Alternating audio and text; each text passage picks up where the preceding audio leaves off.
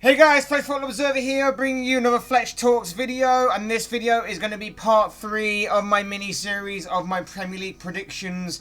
We've done who I believe will be relegated this season, we've done who I believe will be challenging for the title and eventually win the title, and now part 3 is about who will be breaking into the top 6, who will get that 4th spot, who will get European football in general. So, without further ado, let's begin.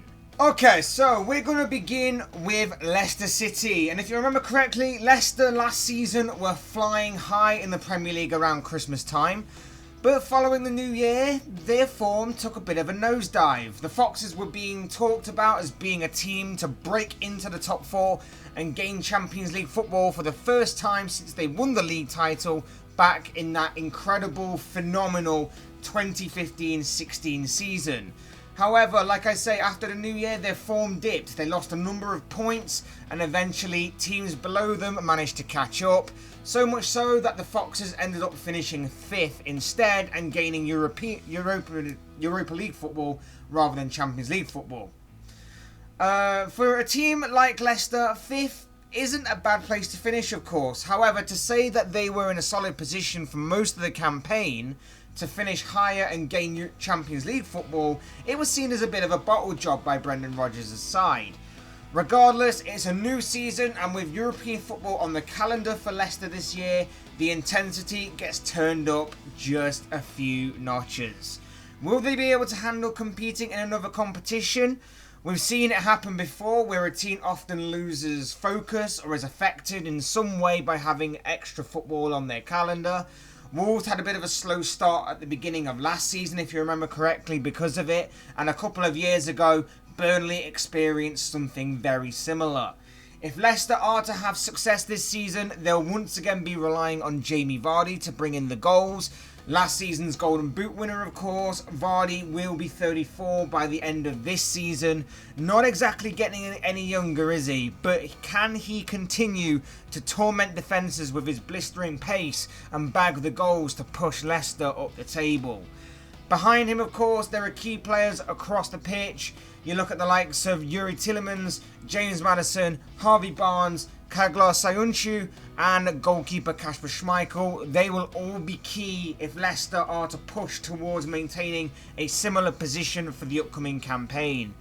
Whilst the departure of Ben Chilwell at left back will hurt Leicester a little, the Foxes have always seemed to be very good at recovering whenever a big player does leave the club. For example, you've got to think of Wilfred Ndidi, who came in to replace N'Golo Kante a few years ago, and of course last year Soyuncu came in to replace Harry Maguire, who left for that £80 million move to Manchester United. Personally, I don't see them maintaining their position or even pushing higher up the table for this current campaign. Everyone around them seems to be doing business and trying to move forward, whereas Leicester have been fairly quiet over this transfer window, and it was clear that towards the end of last season they weren't the same Leicester that began the campaign or were in the middle of that campaign pushing higher up the table. And that is why, for my prediction, I can honestly see that Leicester will be finishing outside of the top 6 for this upcoming campaign. Next up, we're talking about Wolves. Wolves, of course, were very unlucky not to be within European football this year. They finished 7th via goal difference after what was a bit of a sluggish start for them. A start that began seemingly ages ago due to the Europa League qualification rounds that they were involved in. Eventually, though, they did manage to pull their season back and continue to be a strong presence within the Premier League, going about their business as they usually do. And to be fair, they finished with the same amount of losses as runners-up Manchester City. So to say that they finished 7th with the same amount of losses as the runners-up, fairly decent performance overall by Wolves. Nuno Espirito Santo is, of course, the manager. Again, he won plaudits for his amazing work with the club, managing to survive the season, continuing for over a year due to the current global situation, of course. And with all due respect, he does have quite a small squad at his disposal, but to guide them to a 7th place finish and a Europa League quarter-final was seen as a pretty big achievement and a pretty big step forward for the club. It'll be another season where the likes of Raul Jimenez, Diego Jota, Ruben Neves, Adama Traore and Connor Cody will be vital towards Wolves' push to break into the top 4, you'd say, and continue their season after season progress. Wolves have been...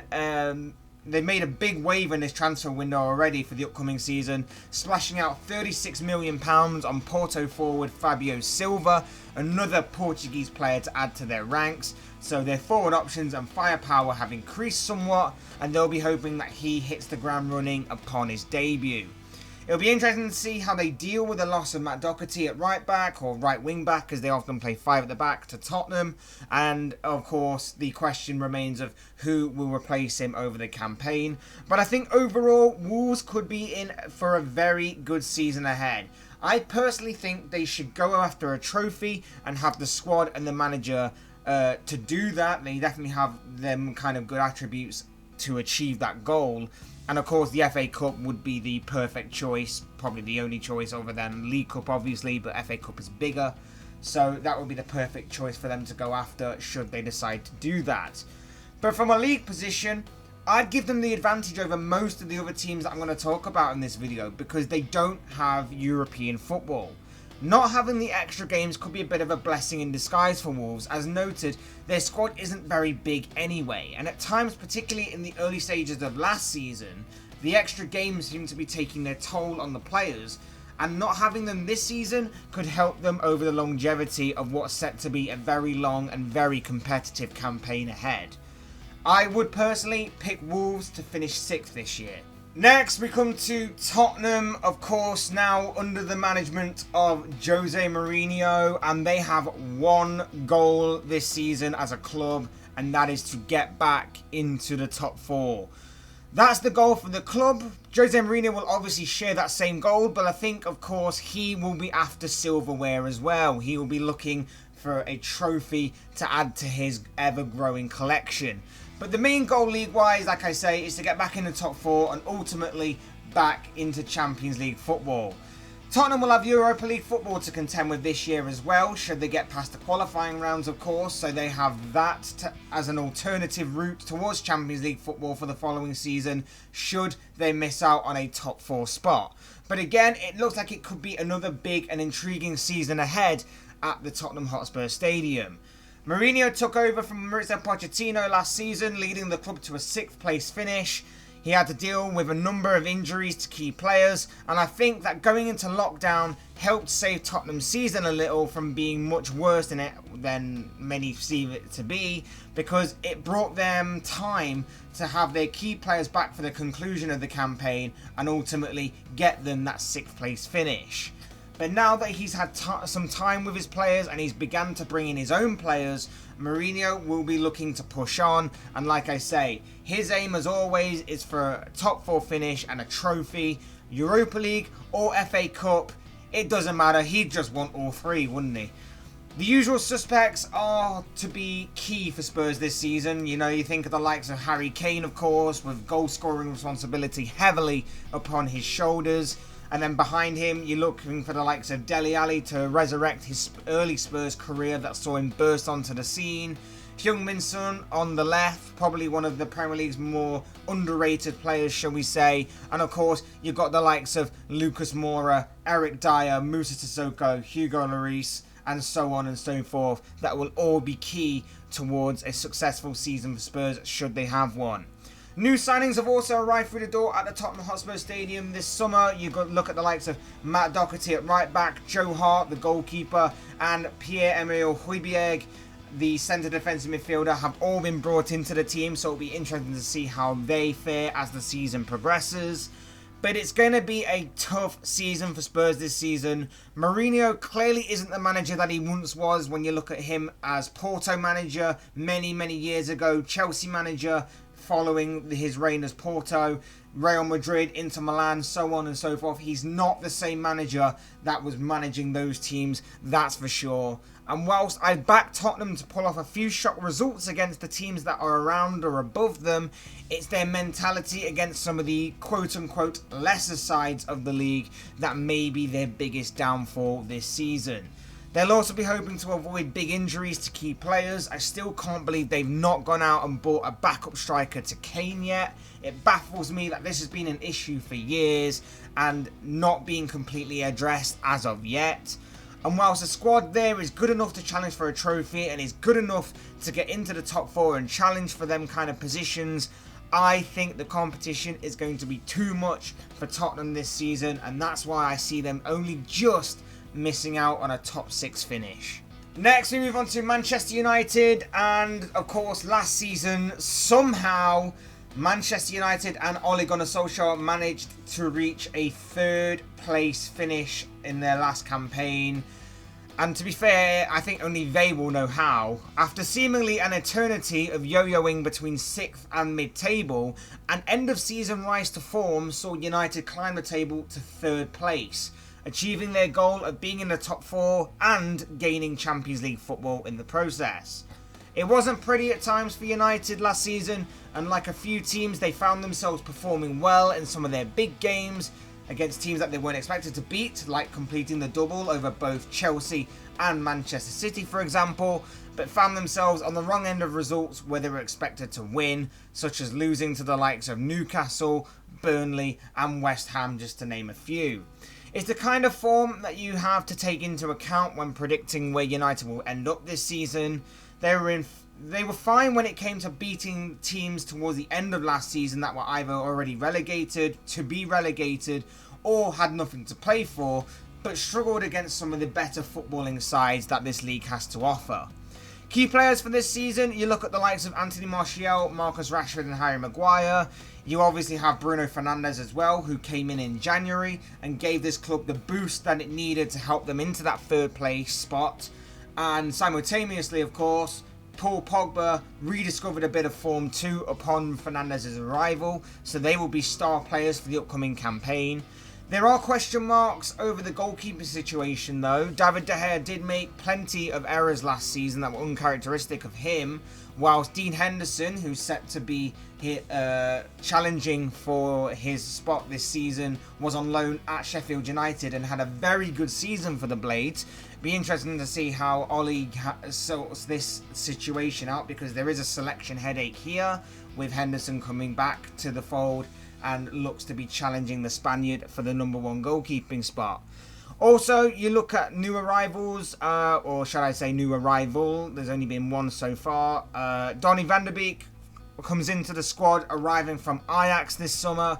It'll be interesting to see how he fits into the squad.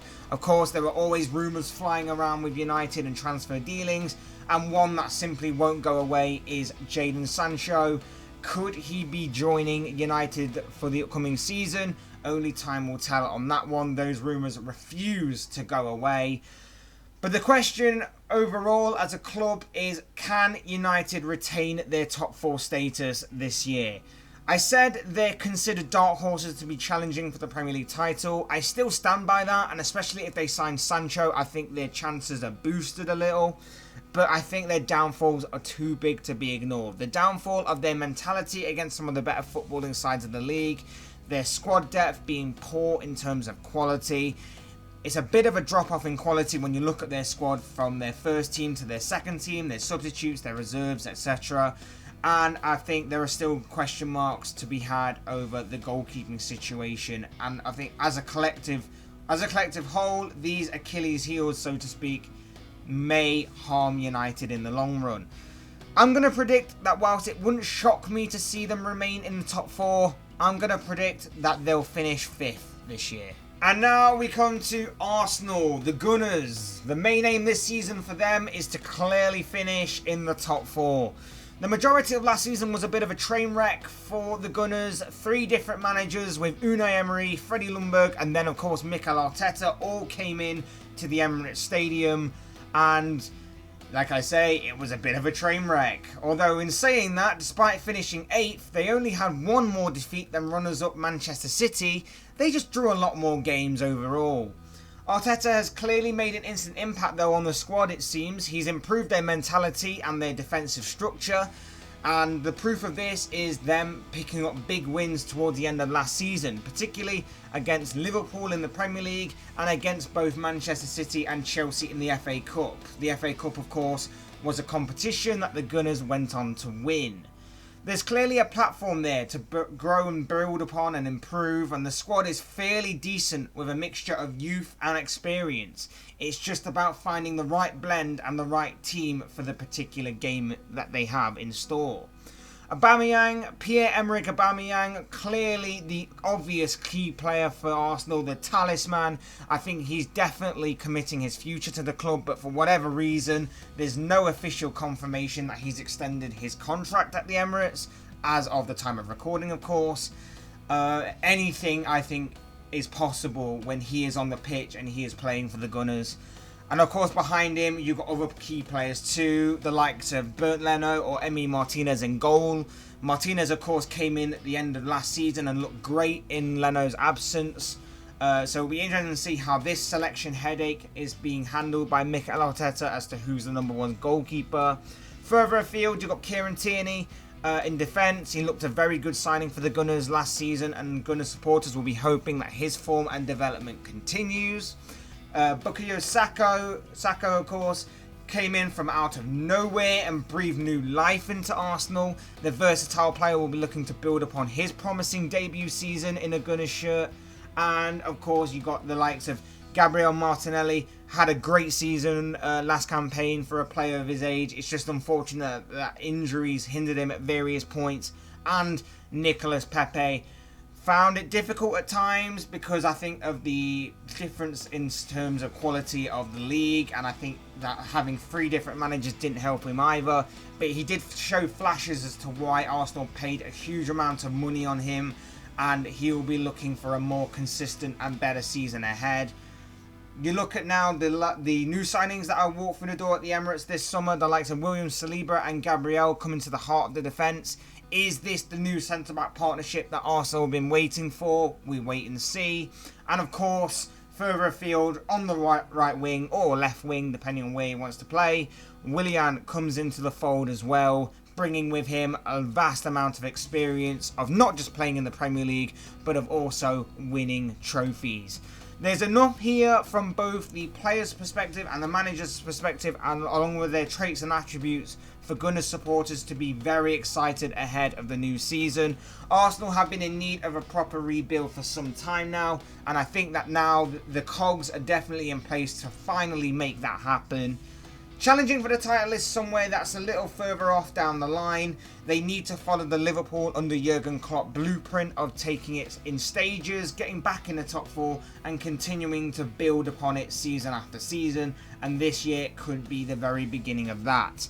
And I think that with the squad and the manager in place, if they continue to build and improve, get a little bit of luck here and there with certain results and keeping it as injury free as possible, I will make the bold prediction that Arsenal will be the 4th team to make up the top 4, finish 4th for this current campaign. I think there may be a couple of other teams that may be worth considering for challenging for European football this season, and one club in particular is Everton. They've gone out and spent big this summer, beefing up their midfield options by bringing in Abdoulaye Doucouré, Allen and James Rodriguez to Goodison Park. Of course, their manager is Carlo Ancelotti. They have a very experienced manager within him. He's obviously won a lot of trophies throughout his career and built a lot of very good teams during his stays at various clubs. I know we say it every year and it becomes a bit of a running gag, but could this finally be the year that Everton break into the top 6? Personally, I don't think so yet. I still think their defence and attack aren't up to par with some of their rivals, but they seem to be heading in the right direction, maybe next year. Another team that you could possibly consider as dark horses for challenging for Europe are Southampton under Ralph Hasenhüttl. They could be another name to consider, but we always seem to have one team that will be a bit of a surprise package every year. And if they can continue to get Danny Ings firing on all cylinders and tighten up defensively, I don't see why Southampton aren't within a shout of challenging for European football. It'll be a big ask, of course, and I put them as outsiders for a reason, but they could be this season's surprise package, that's for sure. And speaking of surprise packages, I put them as outsiders to be relegated in my who I think will be relegated this season video, and that was of course just in case second season syndrome kicked in for them. But I think they're also worthy of being put into this video, or as a quick mention in this video as well. Sheffield United. Should they maintain a solid defence and find a few more goals from more offensive positions and players, they certainly could be within a shout of at least challenging for European football again. They were of course last season's biggest surprise package. Who's to say that they won't defy the odds again and surprise many people this season?